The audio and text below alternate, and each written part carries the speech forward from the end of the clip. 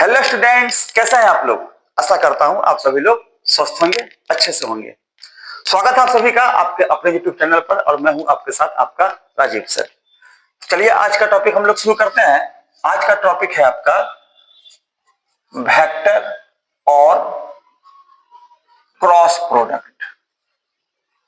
ये क्या होता है इसको समझते हैं। तो यदि चैनल पे नए हैं तो प्लीज सब्सक्राइब कर लीजिए और लाइक कीजिए, कमेंट कीजिए, अपने दोस्तों से शेयर भी कीजिए, है ना। ये बात आपको पता ही है। चलिए तो अपने टॉपिक को हम लोग आगे बढ़ाते हैं बिना आपके समय को गंवाए। हम सभी लोगों को पता है क्वांटिटी कितने प्रकार के, क्वांटिटी दो प्रकार के। कौन कौन से? एक होता है स्केलर और दूसरा होता है वेक्टर। हम लोग पढ़ क्या रहे हैं? हम लोग पढ़ रहे हैं मल्टीप्लीकेशन। ठीक, मल्टीप्लीकेशन में हम लोग क्या करते हैं? मल्टीप्लीकेशन में हम लोग स्केलर का गुना एक वेक्टर से कर सकते हैं, वेक्टर का गुना वेक्टर से भी कर सकते हैं। यही दो ऑप्शन ही है ना, स्केलर का गुना वेक्टर से या वेक्टर का गुना वेक्टर से। स्केलर के गुना को जब वेक्टर के साथ करेंगे, हम लोग स्केलर का गुना वेक्टर के साथ करेंगे तो क्वांटिटी आपको वेक्टर मिलेगा। ये एकदम नेसेसरी है। वेक्टर का गुना जब वेक्टर से करते हैं तो दो प्रकार का प्रोडक्ट भी मिलता है। एक मिलता है स्केलर प्रोडक्ट और दूसरा मिलता है वेक्टर प्रोडक्ट। ये दो प्रकार का मल्टीप्लिकेशन हम लोगों को पढ़ना होता है, जिसमें से अपने पिछले वीडियो में स्केलर का गुना वेक्टर से हम लोगों ने डिस्कस किया है। इसके बाद के वीडियो में यानी कि जस्ट पिछले वीडियो में स्केलर प्रोडक्ट का, यदि आप लोग नए हैं तो वीडियो पे जाके पिछले वाले लिंक पे जाके इसको इजीली देख सकते हैं। अच्छे से समझाया गया है। न्यूमेरिकल टाइप वगैरह भी थोड़ा बहुत बताया गया है इसमें, है ना। विशेष न्यूमेरिकल हम लोग एचसी वर्मा से करेंगे ही करेंगे। स्केलर प्रोडक्ट हम लोगों ने पिछले वीडियो में डिस्कस किया था और आज हम लोगों का टॉपिक है वेक्टर प्रोडक्ट। ये क्या होता है? तो आइए हम लोग इसको जरा सा समझते हैं। इसको हटा देते हैं क्योंकि अब भूमिका पता चल गया कि आज हम लोग क्या करेंगे। आज हम लोग वेक्टर का गुना एक वेक्टर से करेंगे जिससे कि उसका प्रोडक्ट एक वेक्टर मिले। वेक्टर का गुना वेक्टर से करेंगे जिससे उसका प्रोडक्ट क्या मिलेगा?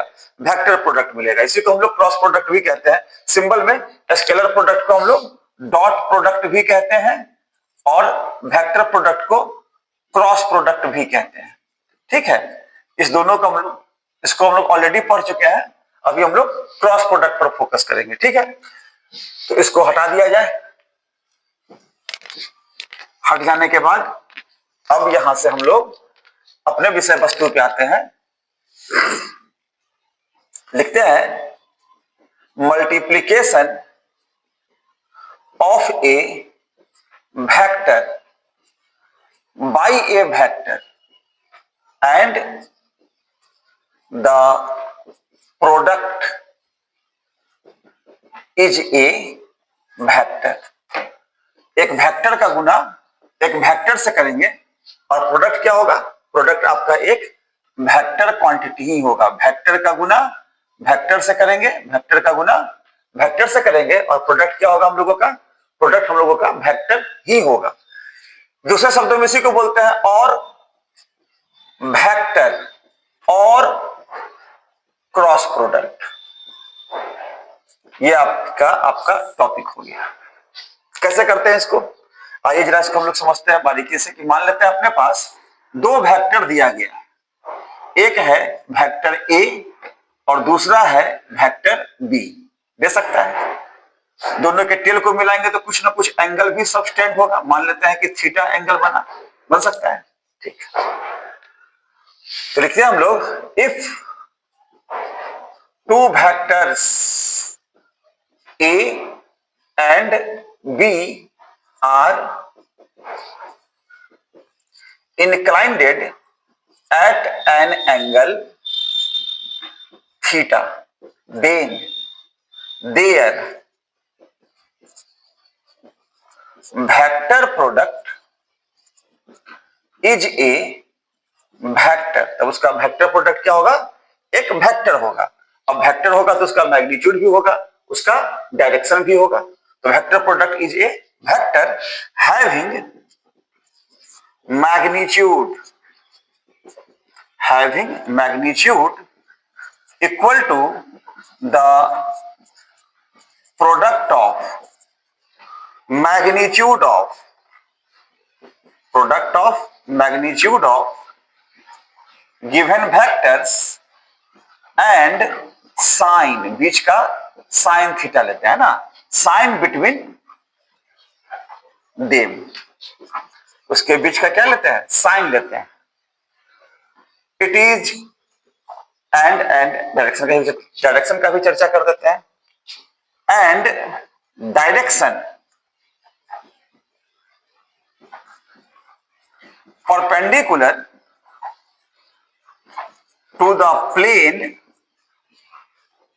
containing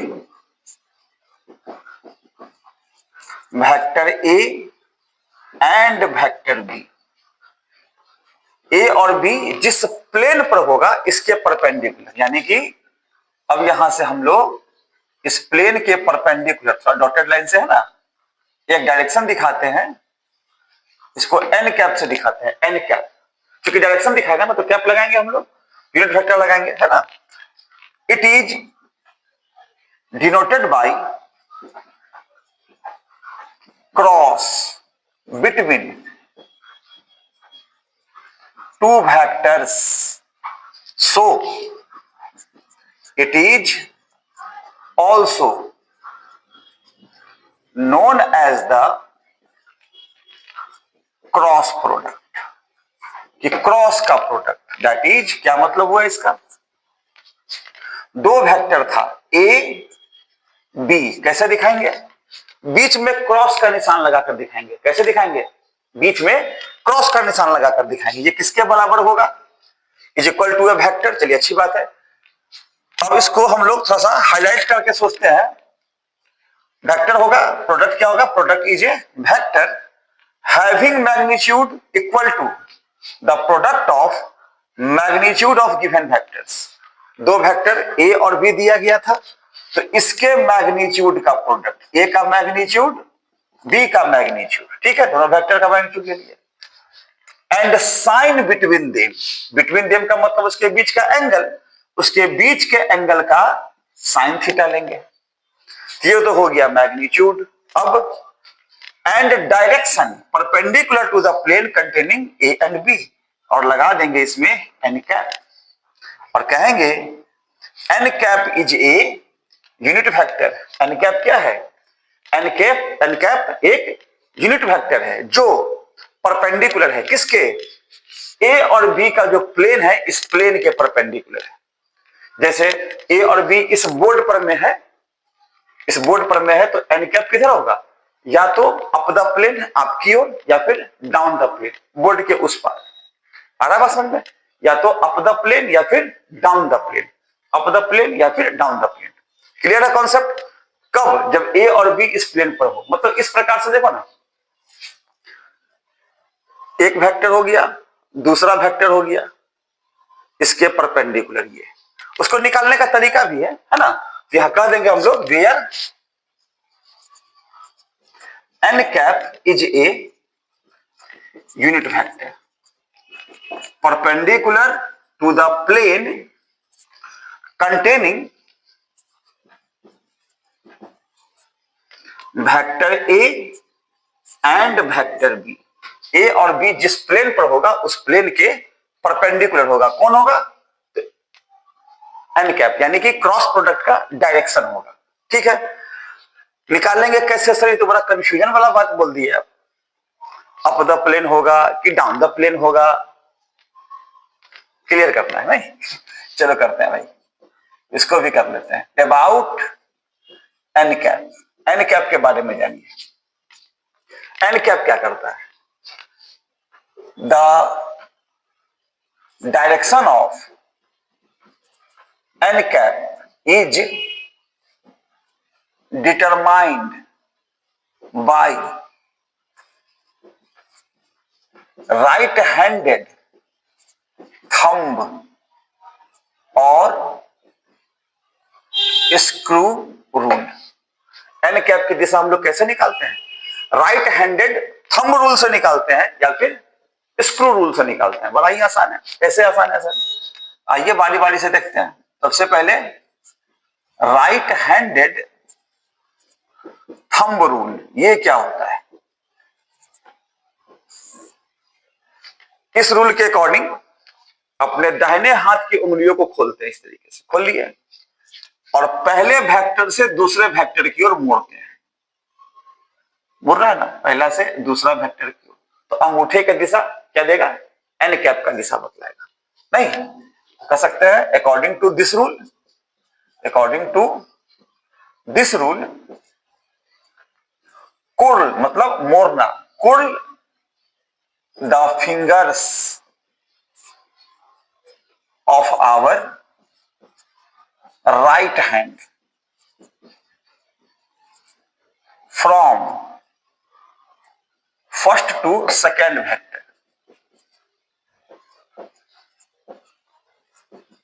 then the direction of thumb will gives the direction of n cap। तो समझ में आया बात? क्या कहेगा? या तो कहेगा a क्रॉस b या कहेगा b cross a। a cross b में पहला वेक्टर कौन होगा? a, दूसरा वेक्टर कौन होगा? b। दो ही को तो वेक्टर है, a और b। b क्रॉस a में पहला वेक्टर हो गया b, दूसरा वेक्टर हो गया a। तो फर्स्ट वेक्टर पर अपने दाहिने हाथ की उंगली को रखेंगे और सेकेंड की ओर घुमाएंगे, a cross b up the plane, आपकी ओर। दूसरे तरीके से b क्रॉस a करेंगे तो दाहिने हाथ का उंगली को b पे रखेंगे, दिख रहा है सब लोग को? b से a की ओर घुमाएंगे, मोड़ेंगे, अंगूठा देखिए अंदर की ओर जाता है ना, b क्रॉस a अंदर की ओर। ये आपका अंगूठे का नियम। क्लियर है? इसी ढंग से आपका होता है right hand screw rule, right hand screw rule. इस रूल के अकॉर्डिंग हम लोग करते क्या है, एक स्क्रू को रखते हैं in a plane perpendicular to vector A and b, यानी कि दो वेक्टर जो आपका दिया गया है उसके प्लेन के परपेंडिकुलर हम लोग एक स्क्रू को रख देते हैं, ठीक। और फर्स्ट से सेकेंड की ओर घुमाते हैं, ए से बी की ओर घुमाएंगे, देखिए आपकी ओर खुलेगा, बी से ए की ओर घुमाएंगे तो अंदर की ओर धंसेगा। तो जिधर भी स्क्रू का एडवांसमेंट होगा, जिस भी तरफ, या तो आपकी तरफ या फिर बोर्ड के उस पार, है ना, उधर ही आपका एन कैप का डायरेक्शन होता है। मतलब क्या हो गया, इसमें भी लिख सकते हैं according to this rule kept a screw in a plane perpendicular to vector A and vector B, then rotate the screw from first to second vector, then the advancement of screw will gives the direction of n cap। n cap का direction देगा कौन? देगा advancement of screw. मतलब फिर देख लीजिए, आप ए और बी के प्लेन के परपेंडिकुलर एक स्क्रू को रखते हैं और फर्स्ट से सेकेंड की ओर घुमाते हैं। आप घुमा के देख सकते हैं अपने नोटबुक पर, तो स्क्रू ऊपर की ओर उठेगा, तो अप द प्लेन।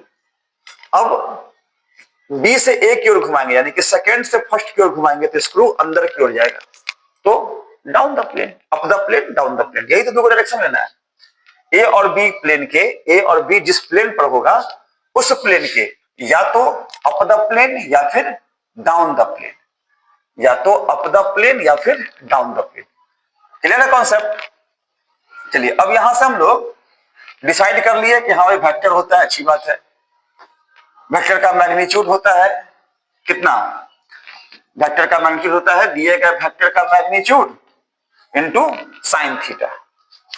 यानी कि अगर आपको दो वेक्टर दिया गया है ए और बी, तो ए क्रॉस बी क्या लिखिएगा, ए क्रॉस बी लिखेंगे ए का मैग्नीट्यूड बी का magnitude sine theta n cap.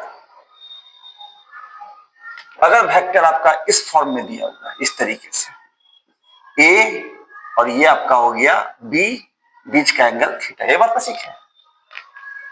और डायरेक्शन के लिए हम लोग यूज क्या करते हैं, अप द प्लेन है तो गोला लगाकर डॉट कर देंगे ऊपर की ओर, ये हो गया किसका, up the plane, up the plane. इसी में यदि बी क्रॉस ए कह देगा आपको तो क्या हो जाएगा, बी का मैग्नीट्यूड ए का magnitude sine theta n cap, गोला लगाकर क्रॉस। गोला लगाकर क्रॉस का मतलब डाउन द प्लेन। ये सिंबल आपका 12th में बड़ा इस्तेमाल होता है। 12th में हम लोग जब मैग्नेटिक इफेक्ट ऑफ करंट वगैरह पढ़ते हैं तो वहां ये सब up the plane, down the plane, गोला में डॉट, गोला में क्रॉस, ये सब सिंबल का इस्तेमाल होता है। जानिए, अप द प्लेन के लिए हम लोग गोला में डॉट लगाते हैं, डाउन द प्लेन के लिए गोला में क्रॉस लगाते हैं। इतना ही बात तो जानना समझना है। हालांकि इसका इतना ज्यादा काम पड़ेगा नहीं आप लोग को अपने लेवल पे, है ना, अभी वेक्टर में खास करके। जब पढ़ेगा तो हम लोग और भी डिस्कस करेंगे इसके बारे में। फिलहाल आपसे क्या कहेगा, फिलहाल कहेगा कि ए क्रॉस बी का मैग्नीट्यूड, मैग्नीट्यूड बताओ भाई। तो सिंपल है, ए क्रॉस बी का मैग्नीट्यूड, ए का मैग्नीट्यूड बी का मैग्नीट्यूड, क्योंकि क्रॉस लगा हुआ है तो साइन थीटा, एन कैप हटा देंगे। क्यों हटा देंगे, क्योंकि एन कैप का मैग्नीट्यूड तो एक होता है मेरे भाई। एन कैप क्या है, यूनिट वेक्टर है ना, लिखे भी तो है। The direction of n cap जैसे इधर मिट गया, यहां लिखे थे, आप देख सकते हैं पीछे करके थोड़ा सा। एन कैप क्या है, एक यूनिट वेक्टर है, और यूनिट वेक्टर का मैग्नीट्यूड क्या होता है, हमेशा हमेशा हमेशा एक ही होता है। जानते होइएगा सब लोग, अलग से वीडियो बना कर डाला है यूनिट वेक्टर का, आप उसको फिर से जाके देख सकते हैं। शॉर्ट्स भी बना दिए हैं भाई, चलो भाई देख लेगा लोग, है ना, आप उसको जाके इजीली देख सकते हैं। तो यूनिट वेक्टर का मैग्नीट्यूड तो होता है एक, तो गुना में छुप जाएगा वो। तो ए क्रॉस बी का मैग्नीट्यूड पूछा है। इस पर एग्जांपल भी आपके एचसी वर्मा में एक छोटा सा, कि दो वेक्टर है, एक वेक्टर है जिसका मैग्नीट्यूड दिया हुआ है 2 मीटर और दूसरा वेक्टर है जिसका मैग्नीट्यूड दिया हुआ है 3 मीटर, बीच का एंगल दिया हुआ है 60 डिग्री। तो क्वेश्चन कहता है find the magnitude of cross product. Cross product का मैग्नीट्यूड बतलाइए। तो कैसे बतलाएंगे, लिख देते हैं फॉर्मूला, सिंस ए क्रॉस बी का मैग्नीट्यूड क्या होता है, ए का मैग्नीट्यूड बी का मैग्नीट्यूड साइन थीटा। ए का मैग्नीट्यूड कितना है 2, बी का मैग्नीट्यूड कितना है 3, साइन कितना डिग्री लेंगे 60 डिग्री लेंगे। तो 2 गुना 3 गुना साइन 60 √3/2। क्या 2 से 2 को काट दें तो ए क्रॉस बी का मैग्नीट्यूड कितना आ गया 3√3 मीटर स्क्वायर। आंसर कहां भारी है, मैग्नीट्यूड निकालना, बस ए बी साइन थीटा करना है। ए दिया हुआ है, बी दिया हुआ है, साइन थीटा का में थीटा का वैल्यू दिया हुआ है, बड़ा ही आसान है, निकल जाएगा, इजी है बिल्कुल। और भी क्वेश्चंस देंगे इस पर भी, है ना, ये तो आपके एक्सएल में दिया हुआ था, चलो भाई एग्जांपल में लगा दिए इसको, ठीक है। अब यहां से हम लोग कुछ जानते हैं इसके प्रॉपर्टीज के बारे में, कि भाई डॉट प्रोडक्ट का प्रॉपर्टीज था तो क्रॉस प्रोडक्ट का भी तो प्रॉपर्टीज होगा ना, नहीं होगा क्या, बिल्कुल होगा। चलिए ये देखते हैं प्रॉपर्टीज क्या सब है इसका। तो हेडिंग लिखते हैं, नोटबुक में लिख सकते हैं आप लोग, प्रॉपर्टीज। प्रॉपर्टीज क्या है इसका, फर्स्ट प्रॉपर्टीज, सबसे पहला प्रॉपर्टी तो है, हम लोग अभी तक जितना ही प्रॉपर्टी देखे, चाहे वो एडिशन का हो या फिर स्केलर प्रोडक्ट का हो, कम्यूटेटिव लॉ का पालन करता था, नहीं क्या, इट डज नॉट ओबेज, ये नहीं करेगा, it does not obeys the commutative law, ये कम्यूटेटिव लॉ का पालन नहीं करेगा। क्या मतलब इसका, दैट इज अगर ए क्रॉस बी हो तो आप बी क्रॉस ए नहीं लिख सकते हैं गलती से भी। ए क्रॉस बी अगर हो तो आप बी क्रॉस ए इजीली नहीं लिख सकते। हाउएवर अगर लिखने का नौबत आ गया कि नहीं सर बिना लिखे तो कोई उपाय ही नहीं है, तो आप लिख सकते हैं a cross b is equal to minus B cross a. कुछ आया बात समझ में, माइनस लगाकर आप क्रॉस को पलट सकते हैं। जैसे देखिए ए क्रॉस बी था, ए क्रॉस बी तो अप द प्लेन आया ना, इसकी दिशा को पलटेंगे तो बी क्रॉस ए होगा तो डाउन द प्लेन आएगा। तो इस दिशा को जो पलट दिए हैं तो माइनस लगा देने से वो सीधा हो जाएगा ना, नेगेटिव का नेगेटिव करेंगे तो पॉजिटिव हो जाएगा। तो ए क्रॉस बी और बी क्रॉस ए आपस में क्या है ना, डायरेक्शन में अपोजिट है। ए क्रॉस बी और बी क्रॉस ए क्या है, डायरेक्शन में अपोजिट है। उस अपोजिट को सीधा करने के लिए एक माइनस साइन लगा देते हैं। उस अपोजिट को सीधा करने के लिए क्या करते हैं हम लोग, एक माइनस साइन लगा देते हैं। माइनस साइन जब ही लगाते हैं तो क्या होता है, वो अब प्लस हो जाता है। तो ए क्रॉस बी बराबर माइनस बी क्रॉस ए लिखते हैं। ठीक बात है। सेकंड प्रॉपर्टी है इसका, इट ओबेज डिस्ट्रीब्यूटिव लॉ। ये डिस्ट्रीब्यूटिव लॉ का पालन करता है। क्या मतलब इसका, that is A cross vector B plus vector C हो तो आप इसका ब्रैकेट खोलकर गुना इजिली कर सकते हैं, इसमें कोई दिक्कत का बात नहीं है। तो ये डिस्ट्रीब्यूटिव लॉ का पालन करता है ओवर द वेक्टर एडिशन। ठीक बात है। तीसरा प्रॉपर्टी इसका है, इफ टू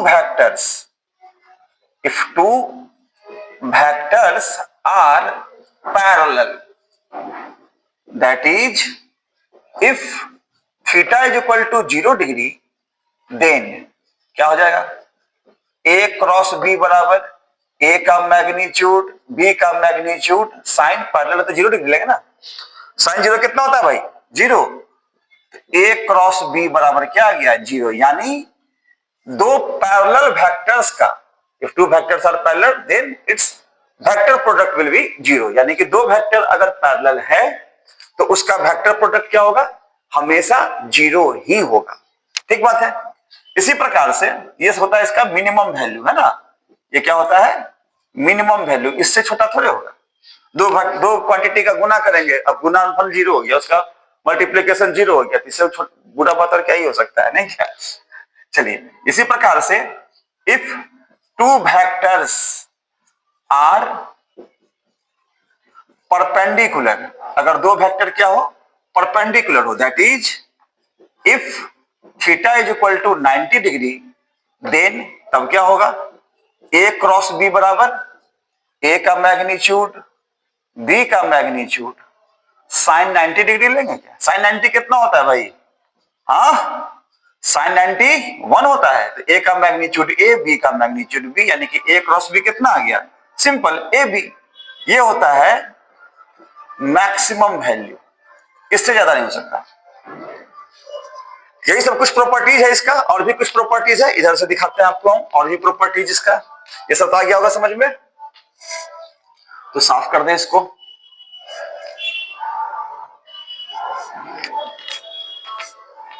चलिए बगल में शादी से हल्ला चिल्ला जाते हैं। अब नेक्स्ट प्रॉपर्टी हम लोग देखते हैं, यहां पे लिख देते हैं पहले, है ना। वेक्टर और cross product of mutually perpendicular unit vectors. Mutually perpendicular unit vectors का क्रॉस या वेक्टर प्रोडक्ट कैसे निकालते हैं, याद होगा आपको। म्यूचुअली परपेंडिकुलर यूनिट वेक्टर्स कौन कौन से हैं, आई कैप, जे कैप एंड के कैप। ठीक, तो आई क्रॉस आई बताना है आपको। आई क्रॉस आई कैसे निकालेंगे, आई का मैग्नीट्यूड आई का मैग्नीट्यूड। अब जरा देखिए, आई और आई तो पैरेलल होगा, तो बीच का एंगल कितना लेंगे हम लोग, बीच का एंगल लेंगे 0 डिग्री। यानी कि आई क्रॉस आई, आई का मैग्नीट्यूड 1, आई का मैग्नीट्यूड 1, लेकिन साइन 0 हो जाता है भाई 0। 0 गुना कुछ भी करेंगे तो क्या ही आएगा, 0 ही आएगा। तो आई क्रॉस आई यानी कि सिमिलर वाले का क्रॉस प्रोडक्ट क्या होता है, 0 होता है। आई क्रॉस आई 0। इसी प्रकार से सिमिलरली जे क्रॉस जे करेंगे तब भी क्या होगा, 0। के क्रॉस के करेंगे तब भी क्या होगा, 0 ही होगा। अदर हैंड में आते हैं कि जे क्रॉस के करेंगे तो क्या होगा सर, जे का मैग्नीट्यूड के का मैग्नीट्यूड, याद कीजिए, आपको याद होगा I J K, X axis, Y axis and Z axis. I axis की ओर हो तो हम लोग आई कैप लगाते हैं, वाई एक्सिस की ओर हो तो जे कैप लगाते हैं, और जेड एक्सिस की ओर हो तो हम लोग के कैप लगाते हैं। तो आई क्रॉस जे, या सॉरी जे क्रॉस के है बाय द वे, तो जे और के बीच का एंगल कितना होगा, 90 डिग्री होगा ना, तो साइन 90 डिग्री। और जे और के जिस प्लेन पर होगा उस प्लेन के परपेंडिकुलर क्या होगा, आई कैप। इसका तो जीरो हो गया था, तो प्लेन के परपेंडिकुलर यूनिट वेक्टर हम लोग नहीं लिए थे, लेकिन जे के परपेंडिकुलर आई तो होगा ना, तो वहां तो यूनिट वेक्टर लेना पड़ेगा, फॉर्मूला ही है ना। ए क्रॉस बी का फॉर्मूला क्या है, ए का मैग्नीट्यूड बी का magnitude sine theta n cap. N cap क्या है, प्लेन के परपेंडिकुलर यूनिट वेक्टर है, तो प्लेन के परपेंडिकुलर यानी कि जे के परपेंडिकुलर कौन है, आई है ना, तो आई कैप लेंगे।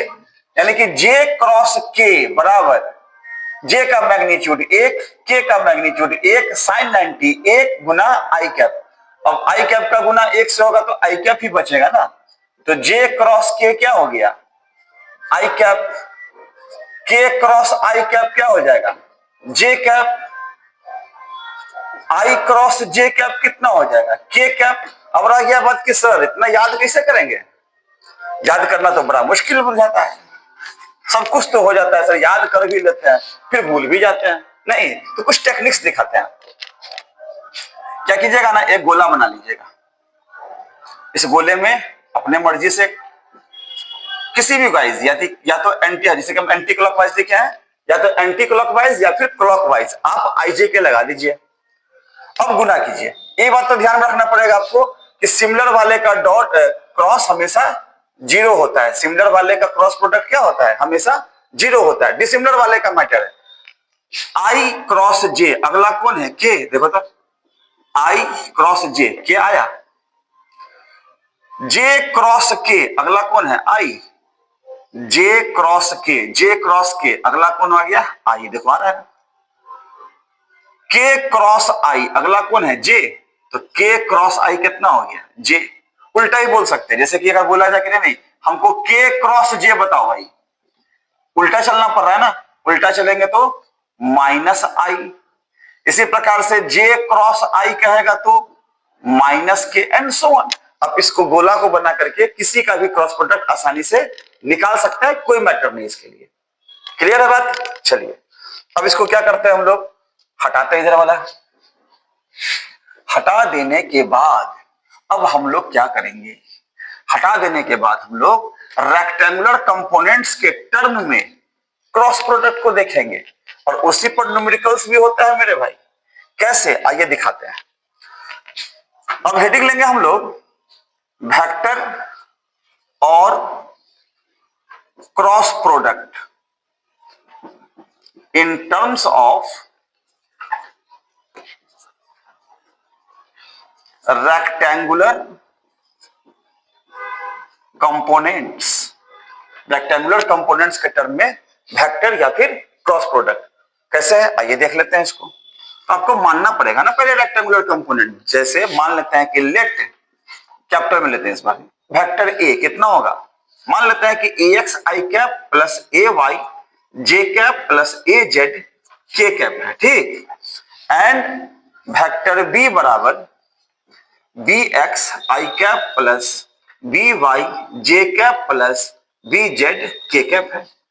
देन आपको क्या निकालना है, चलो फ्रेश फिगर बनाते हैं। आपको निकालना क्या है, आपको बनाना है ए क्रॉस बी, ये कितना निकलेगा। इसके लिए क्या करते हैं ना हम लोग, मैट्रिक्स या डिटरमिनेंट मेथड का इस्तेमाल करते हैं। किसका करते हैं, मैट्रिक्स या डिटरमिनेंट मेथड का। ये मेथड क्या कहता है, आप अपने मर्जी से पहले आई जे के लिख दीजिए, ठीक। कंपोनेंट लिखिए a x A y a z b x B y b z, table बना दिया। हाँ, इस टेबल को बनाने के बाद ए क्रॉस बी, आई वाले को ढक देंगे, जिसको ढकेंगे उसको लिख देंगे। आई वाले को ढके ना, क्या दिख रहा है आप लोगों को, a y a z b y b z, लिख दीजिए इसको a y a z b y b z. अब लगा दीजिए, अल्टरनेट चलता है, पहले प्लस फिर माइनस, माइनस जे कैप। इसी प्रकार से जे वाले को ढक देंगे तो ए एक्स ए z b x B z, ठीक। Plus k plus minus plus k cap, कितना होगा इसमें? के वाले को ढकेंगे तो ए एक्स ए y b x B y, लिख दिए, टेबल को तोड़ के शॉर्ट कर दिए हम लोग। अब क्या करते हैं, अब तिरछा गुना करते हैं, इसका गुना इससे, इसका गुना इससे, इसका गुना इससे, इसका गुना इससे, इसका गुना इससे, इसका गुना इससे। नहीं समझे सर तुरंत समझा देते हैं, नहीं समझे तो तुरंत समझा देते हैं। देखिए आई कैप तो रह गया ना, लिख लेंगे उसको a x B z, sorry a y है ना, a y b z minus b y a z. I वाले को ढके थे तो आई कैप, माइनस जे वाले को ढके, अच्छी बात है लिख देंगे A x B z, A x B z minus B x A z, j cap plus इधर वाले को लिखेंगे तो ए x B y minus B x ए वाई के कैप। ये हो गया आपका रेक्टेंगुलर कंपोनेंट के टर्म में वेक्टर या क्रॉस प्रोडक्ट। कुछ आया समझ में? कुछ तो आया सर। टेबल बनाना है और टेबल बनाने के बाद हम लोग को क्या करना है, तिरछा गुना करना है। देख हुआ, यहां से इस स्टेप को नहीं भी लिखेंगे ना तो डायरेक्ट यहां से भी आई वाले को ढकेंगे तो इसका गुना इससे, इसका गुना इससे डायरेक्ट कर सकते हैं। जे वाले को ढकेंगे तो इसका गुना इससे, इसका गुना इससे। के वाले को ढकेंगे तो इसका गुना इससे, इसका गुना इससे। तब तो नाम पड़ा ना क्रॉस प्रोडक्ट। क्या तिरछा गुना करना होता है माइनस लगाते हुए। अरे ये एग्जांपल से देखते हैं हम लोग। आपके शर्मा का सवाल भी है, लेट वेक्टर ए बराबर 2i cap plus 3j cap plus 4k cap and vector B कितना दिया होगा 3i cap plus 4j cap plus 5k cap, then find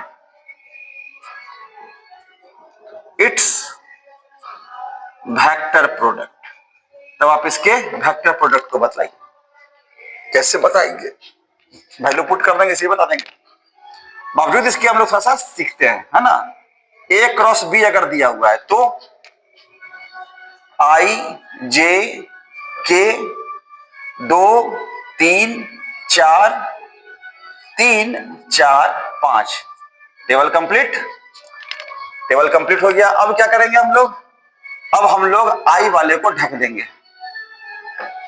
ढक दिए तो 3 का गुना 5 से, 4 का गुना 4 से होगा तो 5 दिया 15 माइनस 4 चौका 16 आई क्या, माइनस जे वाले को ढकेंगे तो 5 का गुना 2 से, 3 का गुना 4 से 10 माइनस 12। के वाले को ढकेंगे तो 2 का गुना 4 से, 3 का गुना 3 से, 4 गुना 8 माइनस 9। प्लस का साइन छूट गया सर, प्लस 8 माइनस 9 के कैप। बस हो गया, एक स्टेप में बन जाएगा भाई। थोड़ा सा ध्यान लगाइएगा, एक स्टेप में बन जाएगा। क्या बन जाएगा, ए क्रॉस बी बराबर आ गया 15 में से 16 गया तो minus i cap minus minus plus 2j cap minus k cap answer. इसी का अगर मैग्नीट्यूड पूछ देगा तो मैग्नीट्यूड निकालने तो आता ही है ना, अंडर रूट 1 का स्क्वायर प्लस 2 का स्क्वायर प्लस 1 का स्क्वायर, सॉल्व कर देंगे आंसर हो जाएगा। ठीक है, आइए अब इसको हम लोग थोड़ा सा मिटा देते हैं और आगे बढ़ते हैं। एप्लीकेशंस को देखते हैं, इसका यूजेस, एग्जांपल वगैरह वगैरह, मतलब कि कहां कहां पे क्या कैसे। इसका सबसे पहले हम लोग उठाते हैं ज्योमेट्रिकल मीनिंग। ज्योमेट्रिकल मीनिंग किसका, वेक्टर या क्रॉस प्रोडक्ट का। क्या है इसका ज्योमेट्रिकल मीनिंग, आइए जरा देख लेते हैं। मान लेते हैं आपके पास 2 वेक्टर दिया गया है, ये तो शुरू से दिया जा रहा था ना। एक है वेक्टर ए और दूसरा है आपका वेक्टर बी।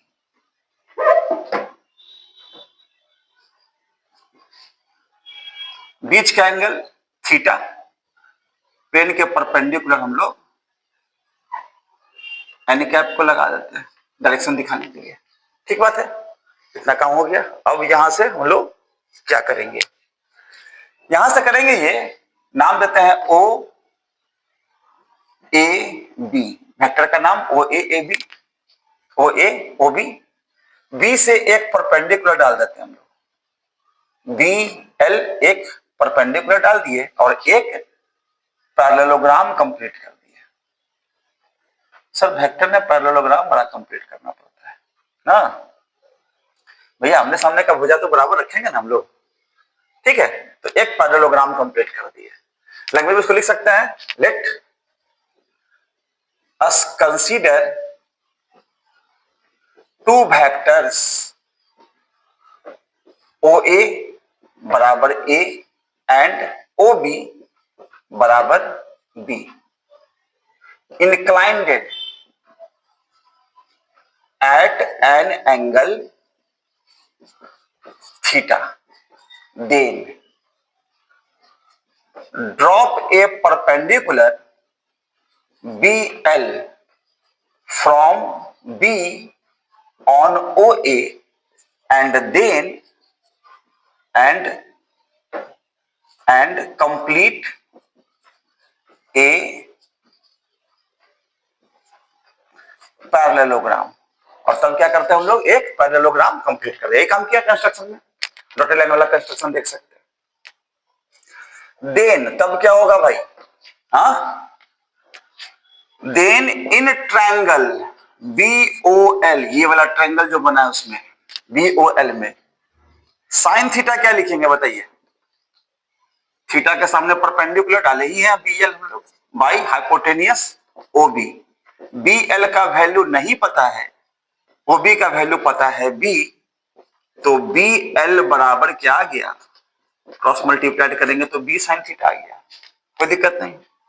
ऑल्सो क्यों, सिंस A क्रॉस B बराबर क्या लिखते हैं हम लोग, A का मैग्नीट्यूड B का magnitude sine theta n cap. ठीक है, A क्रॉस B बराबर क्या लिखते हैं, A का मैग्नीट्यूड तो A हो गया, B का मैग्नीट्यूड B हो गया, साइन थीटा रह गया एन कैप। ठीक है, A क्रॉस B बराबर क्या लिखते हैं, A को तो लिख सकते हैं ना हम लोग OA, इस पिक्चर में देखिए ना, A को लिख सकते हैं हम लोग OA, चलिए लिख देते हैं OA। और B साइन थीटा को इकट्ठे क्या लिख सकते हैं, BL, B साइन थीटा को BL एन कैप रह जाएगा।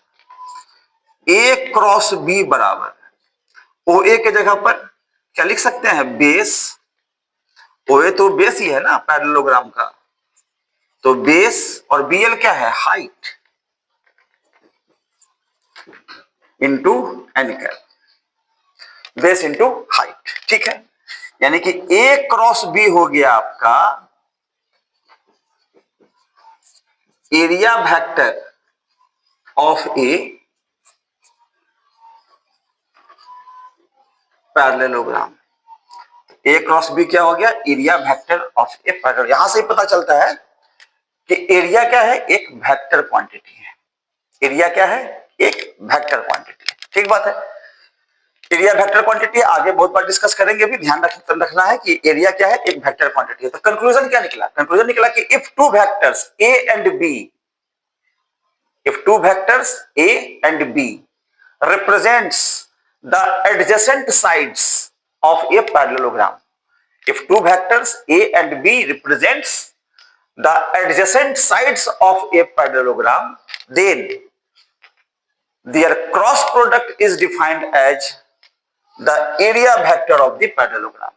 और दूसरे तरीके से the cross product of two vectors is defined as the area vector of a parallelogram if the given two vectors represents the adjacent sides of the parallelogram। यानी कि अगर दिया गया दो वेक्टर किसी पैरेललोग्राम का एडजेसेंट साइड हो, बोले तो क्रमागत भुजा हो, इसी के ना पैरेलल किए हैं, डॉटेड लाइन वाला देखिए ना, तो ये क्रमागत भुजा हो गया, तो इसके पैरेलल किए हैं। तो अगर दो वेक्टर किसी पैरेललोग्राम के दो साइड्स को रिप्रेजेंट कर रहा हो, तब उसका क्रॉस प्रोडक्ट क्या बतलाएगा, उस पैरेललोग्राम का एरिया बतलाएगा। बात क्लियर है? तो प्रोडक्ट क्या बताएगा? उस पैरेललोग्राम का एरिया बतलाएगा। क्लियर है कॉन्सेप्ट? यहां से हम लोग अब सोचते हैं कि और क्या क्या बता सकता है सर, और भी कुछ बता सकता है। जैसे आप चलिए एरो देके लिखते हैं, area of parallelogram A cross B. इसी प्रकार से area of a triangle half base into height, तो ए क्रॉस बी होगा ऐसा। इसमें ए और बी क्या है ना भैया? Vector A and vector B are the adjacent sides. ये क्या है? दो वेक्टर का एडजेसेंट साइड्स है। ठीक है। अब यदि ए और बी क्या हो जाए? पैरेललोग्राम का डायगोनल हो जाए, पैरेललोग्राम का डायगोनल हो जाए वेक्टर ए और वेक्टर बी, देन लिख देते हैं if vector A and B, vector B are the diagonals of the parallelogram, then its area is, area क्या हो जाएगा पैरेललोग्राम का? Half A cross B. जानते ही आप लोग, डायगोनल का, पैरेललोग्राम का डायगोनल रिप्रेजेंट करेगा तो हाफ ए क्रॉस बी। इसके अलावा और भी कुछ कुछ प्रॉपर्टीज है। क्या क्या प्रॉपर्टीज है? एक प्रॉपर्टी आप स्टार में मार्का देके लिख सकते हैं। देखिए ए क्रॉस बी का मैग्नीट्यूड क्या होता है?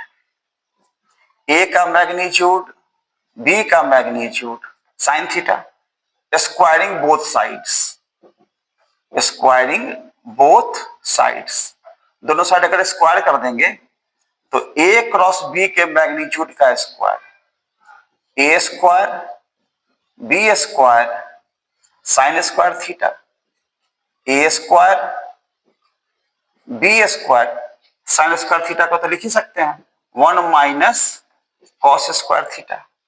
यानी कि अगर ब्रैकेट खोलेंगे तो एक से गुना होगा, एक से गुना होगा तो A square B square minus A square B square cos square theta. A B cos theta क्या होता है? ए डॉट बी होता है, याद होगा आपको, डॉट या स्केलर प्रोडक्ट में सीखे थे हम लोग। यहां से हम लोग प्रॉपर्टी में क्या लिखते हैं? ए क्रॉस बी बराबर ए के मैग्नीट्यूड का स्क्वायर बी के मैग्नीट्यूड का square minus A dot B का स्क्वायर।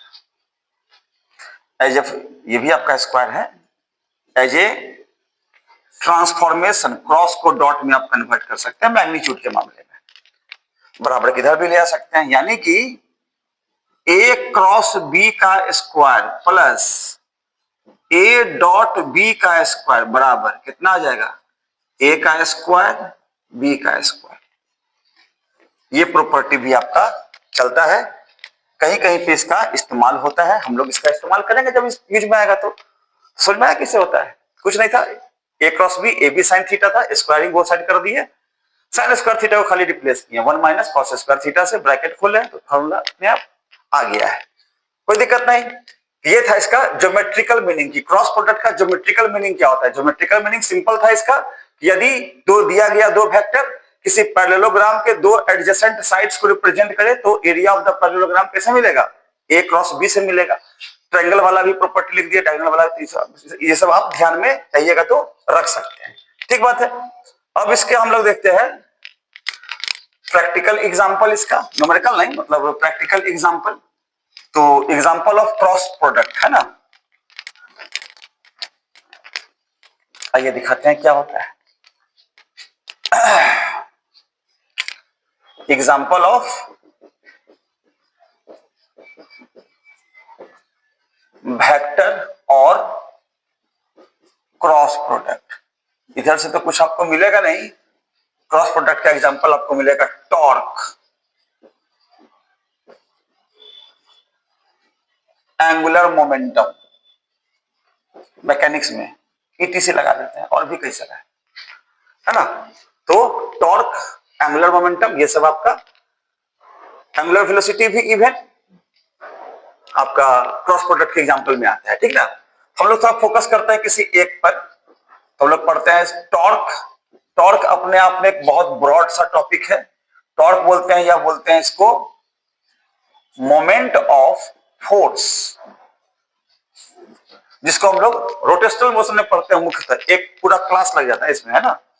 तो टॉर्क या मोमेंट ऑफ फोर्स एक पूरा क्लास का चीज है। बट अभी तत्काल एग्जांपल में क्या है, एग्जांपल में बस सिंपल सा बात है, कहेंगे इसमें द टॉर्क और moment of force acting on a rotating body, on a body भी लिख सकते थे, rotating body is defined as the vector और cross product of force and position vector, that is, इसको दिखाता है कैसे, टाउ से, वेक्टर टाउ। ये क्या होता है, vector F cross vector R, ये फॉर्मूला होता है। जैसे ए क्रॉस बी सीखे थे ना हम लोग, वही एफ क्रॉस आर हो जाता है यहाँ पे, है ना। और वेक्टर टाउ बराबर एफ का मैग्नीट्यूड, बस फॉर्मूला को एक सब आ गया। बीच का एंगल लेंगे तो sine theta n cap, tau का मैग्नीट्यूड लेना होगा तो F R sine theta, tau का मैग्नीट्यूड हो जाएगा फोर्स, आर साइन थीटा को बोलते हैं परपेंडिकुलर डिस्टेंस। तो फोर्स इंटू परपेंडिकुलर डिस्टेंस, ये होता है टॉर्क, फोर्स इंटू परपेंडिकुलर, उसी को बोलते हैं moment of force. Cos theta अगर होता तो पैरेलल कंपोनेंट होता, तो पैरेलल डिस्टेंस लेते हैं हम लोग, जैसे वर्क में लिए थे क्या है एफ कॉस थीटा। अभी क्या है, साइन थीटा है तो परपेंडिकुलर कंपोनेंट है ना, पोजीशन वेक्टर का परपेंडिकुलर कंपोनेंट लेते हैं। परपेंडिकुलर कंपोनेंट लेते हैं तो टॉर्क निकलता है, और पैरेलल कंपोनेंट लेते हैं तो वर्क निकलता है, ठीक है। इसी कारण से फॉर्मूला दोनों का लगभग सेम ही है, यूनिट भी सेम है, डायमेंशन भी सेम है। किसका किसका, वर्क का, टॉर्क का यूनिट और डायमेंशन सेम, आप चेक कर सकते हैं इसको, है ना। बस डिस्टेंस ही तो है, एक परपेंडिकुलर है और एक पैरेलल है। पैरेलल कंपोनेंट है तो वर्क है, परपेंडिकुलर कंपोनेंट है तो टॉर्क है, सिंपल सा है। इसी पे आपको क्वेश्चंस देगा, जैसे अभी क्रॉस प्रोडक्ट का एग्जांपल बनाया था ना, कहेगा if F is equal to 2i cap minus 3j cap plus 4k cap and vector R is equal to 3i cap minus 2j cap plus 5k cap. चलो थोड़ा सी कर लेते हैं, then find the moment of force, moment of force बस simple है। Moment of force का मतलब टॉर्क, टॉर्क का मतलब एफ क्रॉस आर। जैसे ए क्रॉस बी निकालना सीखे ना टेबल बना के, ऐसे ही आई जे के, ठीक, 2 माइनस 3 4 3 2 5, table complete. Tau is equal to, i वाले को ढकेंगे, 5 को 3 से गुना करेंगे तो माइनस 15 माइनस 4 गुना 8, आई कैप लगा देंगे, माइनस जे वाले को ढकेंगे तो 2 का गुना 5 से 10 माइनस 12, 3 का गुना 4 से। के वाले को ढकेंगे तो 2 का गुना 2 से 3 का गुना माइनस 3 से, तो 2 गुना 4 माइनस माइनस प्लस 3 तिया 9। बस होता क्या, कहां भारी है भाई, माइनस 23 15 5 20 3 23 माइनस 23 23 आई कैप माइनस माइनस प्लस 2 जे कैप 9 4 13 के कैप, ये आंसर हो जाएगा। इसी का मैग्नीट्यूड अगर पूछेगा तो बैठ के निकालिए, 23 का स्क्वायर प्लस 2 का स्क्वायर प्लस 13 का स्क्वायर, सॉल्व करके निकालिएगा, इसका मैग्नीट्यूड निकल जाएगा, ठीक है। तो इसी टाइप का होगा, और भी क्वेश्चंस हम लोग जब बुक से बनाएंगे तो आपको मिलेगा ही मिलेगा, आप लोग भी अटेम्प्ट कर सकते हैं, क्योंकि यही टेबल बना बना के हम लोग क्रॉस प्रोडक्ट का सवाल बनाते हैं। क्रॉस प्रोडक्ट के सवाल में कुछ विशेष तो नहीं, बस ये टेबल वाला तो सवाल रहता है, या तो ए क्रॉस बी निकालिए या फिर एफ क्रॉस आर निकालिए, प्रोसेस तो सबका सेम ही है। नहीं तो कैसा लगा आपको आज का वीडियो, हाँ, चलिए थैंक यू। अच्छा लगा हो तो प्लीज अपने दोस्तों से शेयर कर दीजिए, लाइक कीजिए, कमेंट कीजिए, ठीक है। और यदि इस चैनल पर नए हैं तो इसको सब्सक्राइब भी कर लीजिए। सब्सक्राइब करने के बाद लाइक कमेंट कीजिए, अच्छा लगा हो तो। कुछ बुरा भी लगा हो तो आप प्लीज हमको कमेंट कर सकते हैं, कुछ पूछना हो तब भी आप कमेंट कर सकते हैं, ठीक है। तो आप यहाँ पे हमको लाइक कमेंट इजिली करके मुझे मोटिवेट कर सकते हैं, ठीक है।